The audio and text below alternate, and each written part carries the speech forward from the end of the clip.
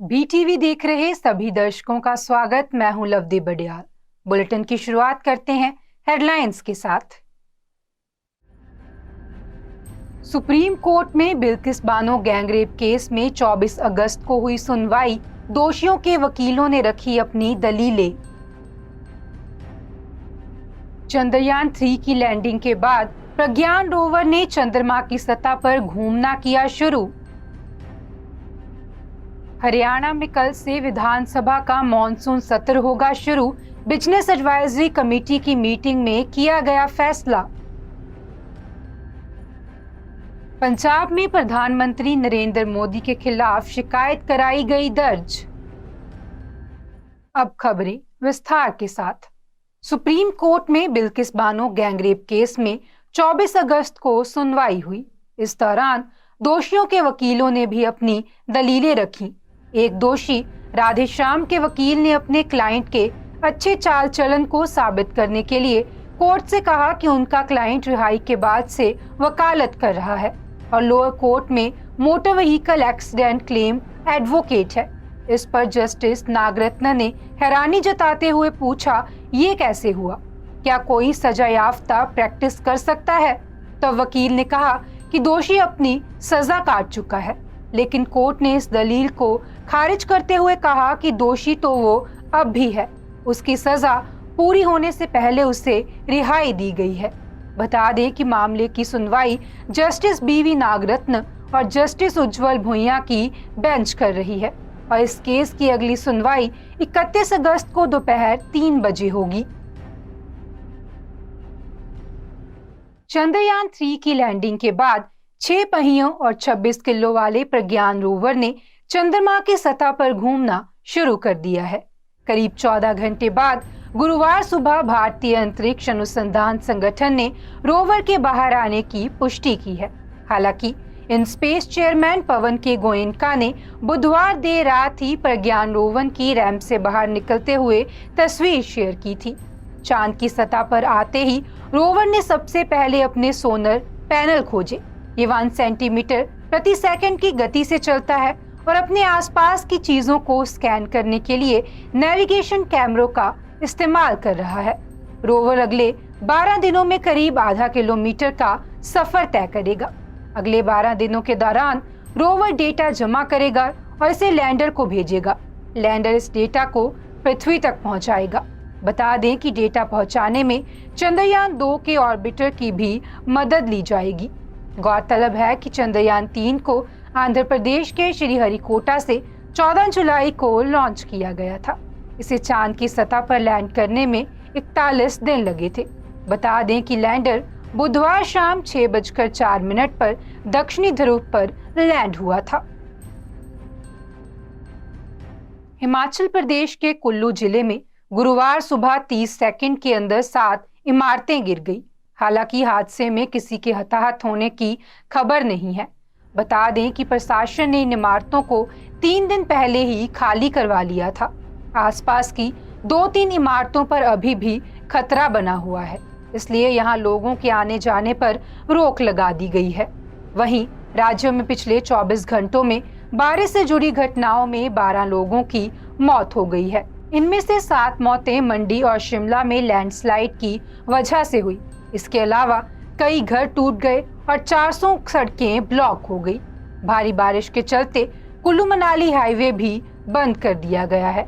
बता दें कि मौसम विभाग ने पूरे राज्य में अगले 2 दिन भारी बारिश होने का रेड अलर्ट जारी किया है। हिमाचल के अतिरिक्त उत्तराखंड, उत्तर प्रदेश, बिहार और झारखंड समेत 15 राज्यों में भारी बारिश का अलर्ट जारी किया गया है। भारत श्रीलंका में चल रहे संकट के बीच उसकी हर तरफ से मदद करना जारी रखेगा। भारत के विदेश मंत्री एस जयशंकर ने ये ऐलान किया है। उन्होंने वीडियो लिंक के जरिए Sri Lanka Bharat parliamentary friendship association के सांसदों को संबोधित किया और जोर देते हुए कहा कि हम भारत और श्रीलंका के बीच संबंधों को मजबूत करने के लिए हर क्षेत्र में काम कर रहे हैं। इस दौरान श्रीलंका में भारत के डिप्लोमेट गोपाल बागले भी संसद में मौजूद रहे। बागले ने कहा कि दोनों देशों के बीच food security, energy security, currency support और लॉन्ग टर्म इन्वेस्टमेंट के क्षेत्र में साझेदारी और बढ़ेगी। सांसदों ने पिछले साल श्रीलंका के आर्थिक संकट के समय भारत की तरफ से की गई मदद को याद किया।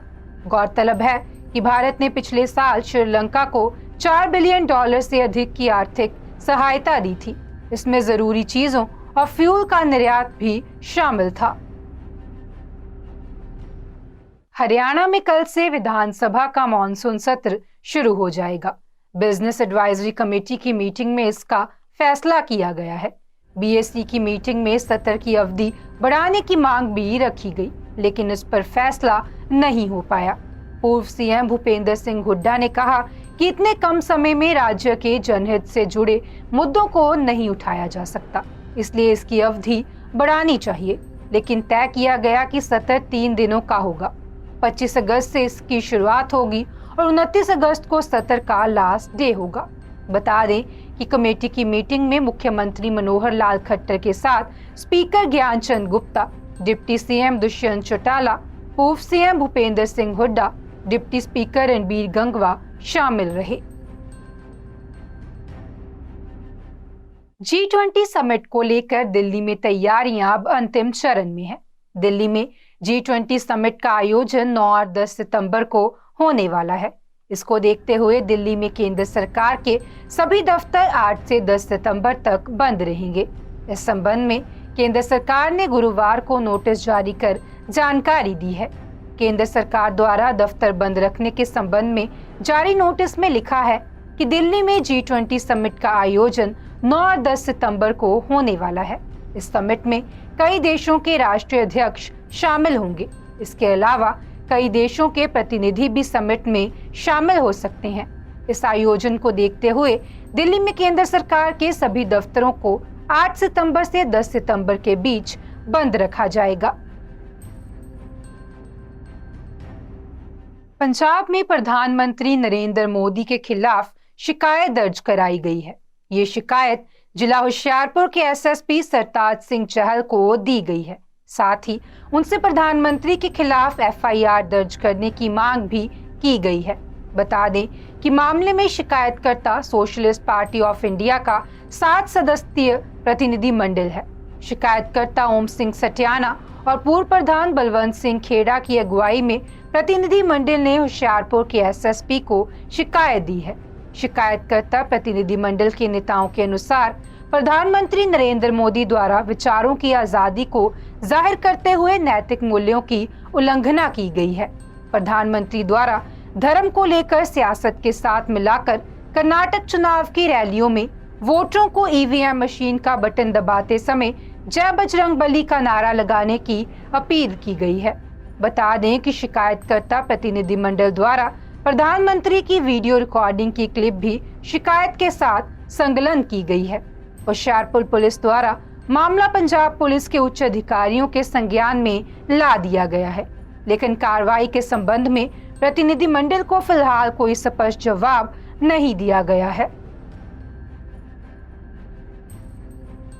राहुल गांधी 12 तुगलक लेन वाले घर में वापस नहीं रहना चाहते। बता दें कि बुधवार 23 अगस्त को बंगले में वापसी का जवाब देने की डेडलाइन खत्म हो चुकी है।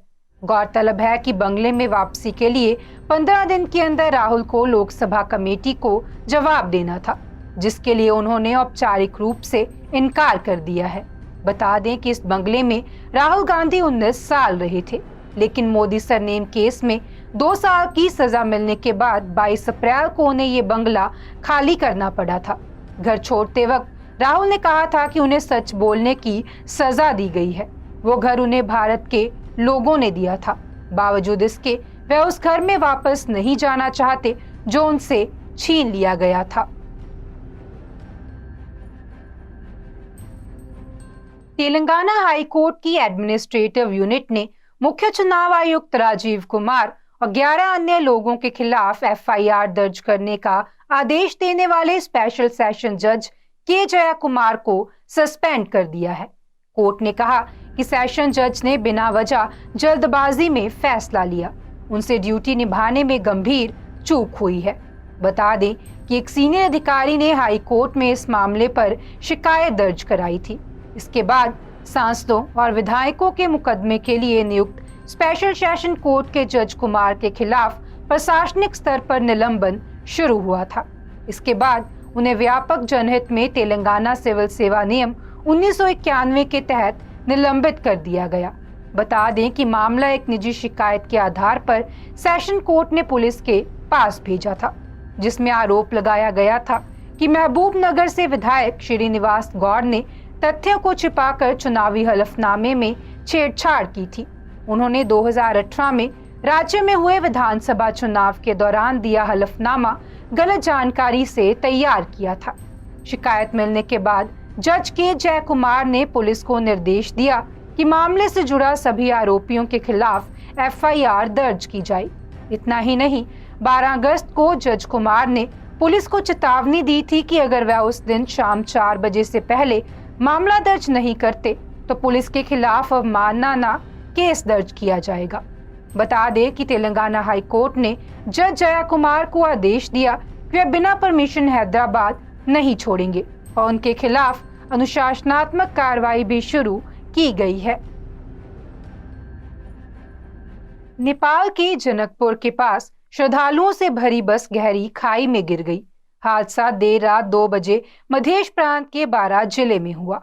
बताया जा रहा है कि बस काठमांडू से जनकपुर जा रही थी। हादसे में राजस्थान के गंगापुर सिटी की 4 महिलाओं समेत 6 लोगों की मौत हो गई। वहीं 9 साल की बच्ची सहित 12 यात्री घायल हुए हैं। बता दें कि बस के ड्राइवर और 2 क्लीनर्स को हिरासत में लिया गया है और दुर्घटना में घायल यात्रियों को अलग अलग अस्पतालों में भर्ती कराया गया है।